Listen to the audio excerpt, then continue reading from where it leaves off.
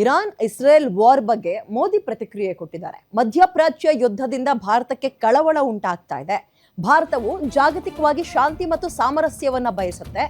ಮಾತುಕತೆ ಹಾಗೂ ರಾಜತಾಂತ್ರಿಕತೆ ಮೂಲಕ ಸಮಸ್ಯೆಯನ್ನ ಬಗೆಹರಿಸಬೇಕಾಗಿದೆ. ನಮ್ಮ ಜನರ ಸುರಕ್ಷತೆಗೆ ಅಗತ್ಯ ಇರುವ ಸೂಕ್ತ ಕ್ರಮವನ್ನ ನಾವು ಕೈಗೊಳ್ತಾ ಇದ್ದೀವಿ.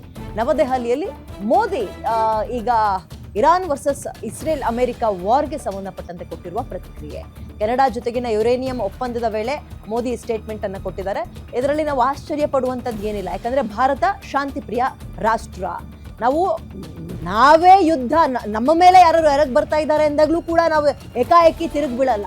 ಆಗ್ಲೂ ಕೂಡ ಶಾಂತಿ, ಯುದ್ಧದಿಂದ ಯಾವೂ ಕೂಡ ಒಳ್ಳೇದಾಗಲ್ಲ, ಏನೂ ಒಳ್ಳೇದಾಗಲ್ಲ ಅಂತ ಗೊತ್ತಿದ್ದೆ ಎಲ್ಲವೂ ನಾಶ. ಯುದ್ಧ ಯಾರು ಮಾಡ್ತಾರೆ, ಅವ್ರೆಷ್ಟೇ ಬಲಿಷ್ಠ ದೇಶ ಆಗಿದ್ರು ಕೂಡ ಅವ್ರಿಗೂ ದೊಡ್ಡ ಪ್ರಮಾಣದ ನಷ್ಟವೇ ಆಗಿರುತ್ತೆ. ಒಬ್ರು ಸಾಯ್ಬೋದು, ಬಟ್ ಮತ್ತೊಬ್ರು ಸೋಲ್ತಾರೆ ಯುದ್ಧ ಅಂತಿದ್ದಾಗ. ಹಾಗಾಗಿ ಭಾರತ ಯಾವಾಗ್ಲೂ ಯುದ್ಧ ಅಂತ ಬಂದಾಗ ಒಂದ್ ಹೆಜ್ಜೆ ಹಿಂದೆ ಇಡತ್ತೆ, ಶಾಂತಿ ಪ್ರಿಯ ದೇಶ ಅಂತ ಕರೆಸ್ಕೊಳ್ಳುತ್ತೆ. ಮೋದಿ ಕೂಡ ಅದನ್ನೇ ಹೇಳಿದ್ದಾರೆ ಮತ್ತೊಂದ್ಸಲ.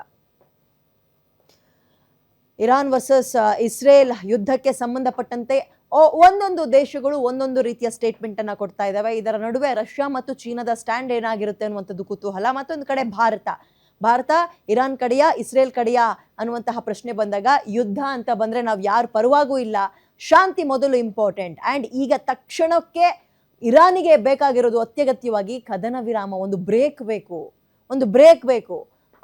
ಬಟ್ ಅವರು ಯಾಕೆ ಆ ತಾಳ್ಮೆಯನ್ನು ವಹಿಸ್ತಾ ಇಲ್ವೋ ಗೊತ್ತಿಲ್ಲ.